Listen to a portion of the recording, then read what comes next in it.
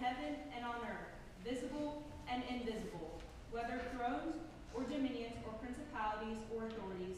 All things were created through him and for him. He is before all things, and in him all things hold together. He is the head of the body, the church.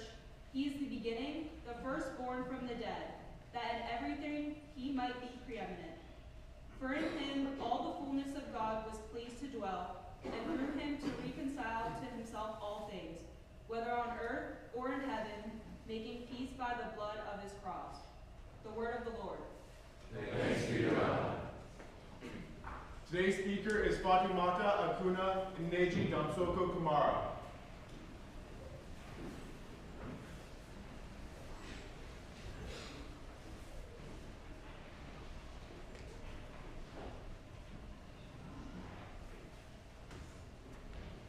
Good morning. Good morning. Since third form, I thought I knew exactly what my chapel talk would be about. So I sat down and started free writing. As I wrote, I went down memory lane, reminiscing of old times and vivid details from my childhood, until I landed on one that could be worth telling you all about. So I'll start with a little background. I'm a New Yorker. I grew up on Roosevelt Island, which is a neighborhood that is part of Manhattan. It is a 2-mile island in the middle of the East River between the Upper East Side and Queens. Roosevelt Island is known for being the hidden gem of the city.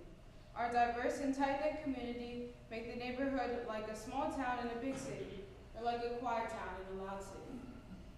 Growing up, walking down Main Street, and being stopped by my neighbors and aunties who would ask me how my mom was, or talk to me about literally anything. My sister is the OG Roosevelt Island baby in our family. She was just 3 months old when my family moved from the Bronx to the island.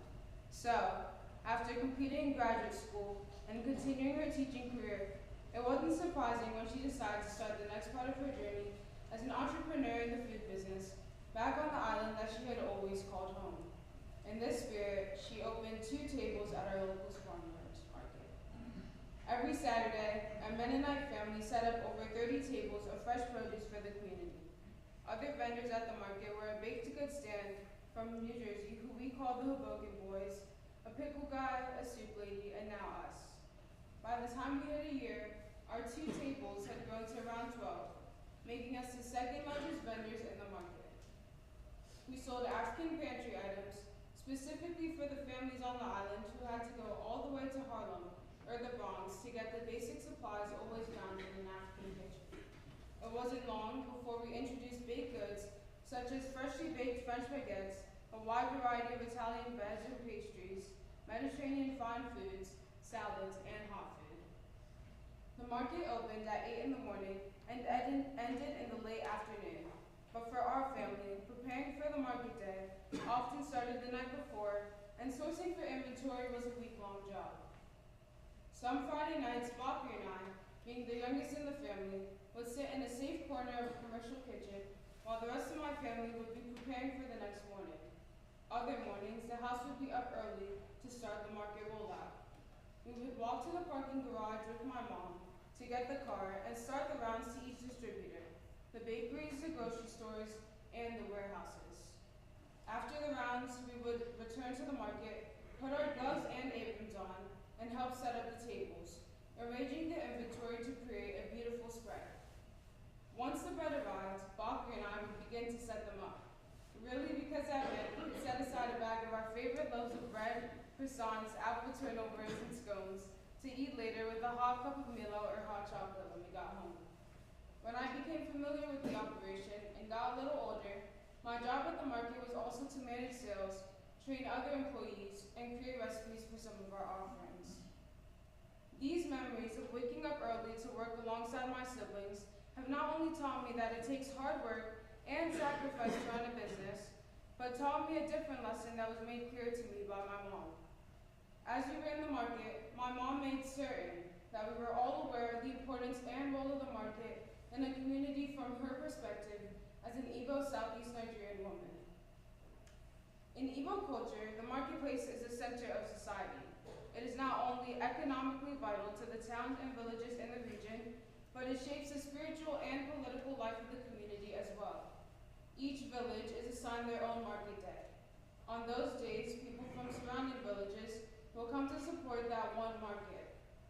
In Igbo land, it is considered rude to come to a table at the market and simply make a transaction as opposed to bargaining. The whole point of the market is to exchange ideas and advice, a concept that is different from the West, where hassling for price changes can lead to impatience and is simply not a custom at, say, a grocery store. By making the market etiquette promote extended conversation, each village is prevented from retreating into their own enclave. My mom's teachings on the role of the market encouraged my siblings and I to see beyond the transaction as well. We did this with the little things and gestures like giving the first customer of the day an extra item, or simply asking them about their day, or hearing my sister say, "Long time no see," when we literally saw them at our table last week. We made sure to not lose the Igbo traditions approach to the market day in the way that we treated our customers. With that in mind, I noticed something else from working at our market table through the years. The market was the way our neighbors came out to engage with others. When COVID-19 came and put the world and even New York City to sleep, isolation was a huge result, especially for the many seniors in the neighborhood who already lived alone. Coming back from the pandemic, as I watched my sister greet every neighbor who came to the table, I could tell that that 2-minute conversation made their market experience ever more special. When we stopped being vendors in the market, I always heard my neighbors ask us, "When will you guys come back? We miss you," or "The market isn't the same without you." And hearing those words helps me understand the effect that our presence had on the community, but most importantly, the impact that the willingness to simply engage with others has on an environment. For our neighbors, coming out to the market was that human connection many of them needed.